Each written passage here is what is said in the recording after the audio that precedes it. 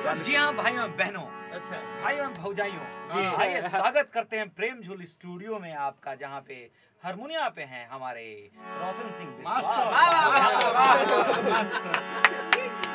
उनके बगल में ताली पर हैं जो हमेशा तालियां बताते हैं चंदन बाबा। अच्छा रोशन भैया सोचने कि हमारा नाम लिया इतना ना टाइट हुआ। और से देखिए इस चेहरे को जिसका नाम है कमलबास। कमलबास यहाँ पे भी चंचारा वाला सामने कमलबास प्रणाम नमस्कार, हम बनी कुणाल सिंह। नहीं नमस्कार प्रणाम, हम बनी कुणाल सिंह। कमलबास राजभूतवा भूतवा झारती। अच्छा भाई और बात लोगों से ये हाँ देखिए, अब देखिए कोई भी जोड़ी अगर जोड़ी होती है, जैसे अभी रोशन जी और हमारा जोड़ी देखिए, अभी मार गोड़कोइले बने से 14 मखमले के बिछा देता नहीं तो सूती न करो तब बिछा के काम चलाता ठंडा के दिन में। उसी तरह कुणाल सिंह का और नवनीत का एक हम जब से जानते हैं तब से इन दोनों की जोड़ी जबरदस्त हिट है। भले अब इधर नवनीत अपना छक्का पे छक्का मारते जा रहा है, देख रहे हैं लगातार। मिलिए, meet my friend younger brother Kunal Singh कमलबास और नवनीत।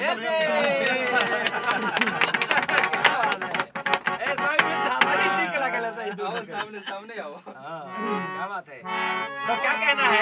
गाना ये दोनों सुनाएंगे। हमरा कहे के बाद हमनी के साथ दोस्ती 5 साल हो गए, का हो गए नो छपरा में जाना 5-6 साल हो गए। 6 साल से जगह तो कर का 5 साल के बोल लो कहे का मतलब तो हमनी को गायकियो महिला तो 4 साल की 5 साल होता नहीं।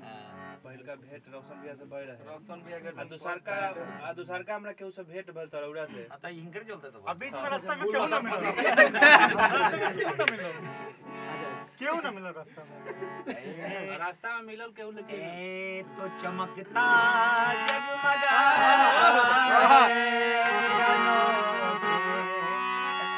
राम का सेहरा चमकता जगमगाता है,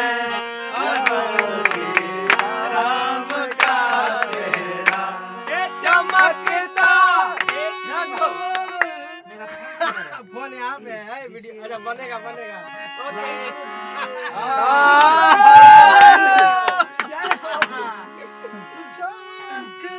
ये धोइलर ये अभ्यास कोई ना नहीं लग देखिए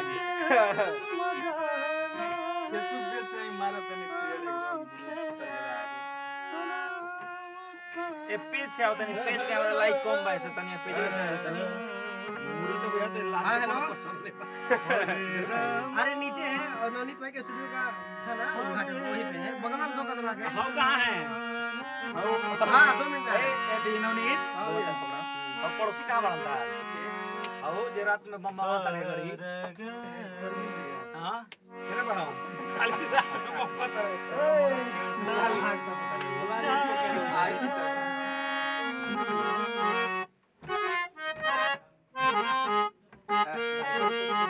गाना एक ही चमकता, किसी को दे दीजिए, हमारा आवाज प्रमोट चाहिए, हमारा आवाज के ये दशक रख ले भाई हां क्यों दिखाई कैसे ओइसे दिखाओ तो बाबू। रुक जा बाबू हमारा गोबारा आँखी चमकता अरे जगमगाता है राम का सेहरा चमकता जगमगाता है, राम का सेहरा ए चमकता जगमगाता है, अनोखे राम का सेहरा चमकता जगमगाता है, अनोखे राम का सेहरा।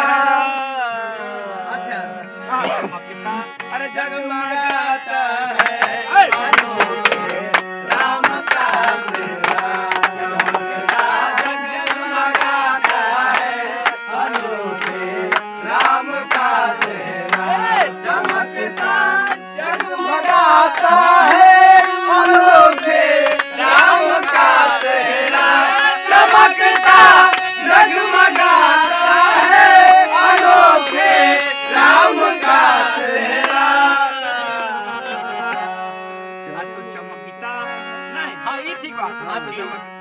चमकीता, अरे की चमकीता, अरे जगमगाता है अनोखे राम का चमकता है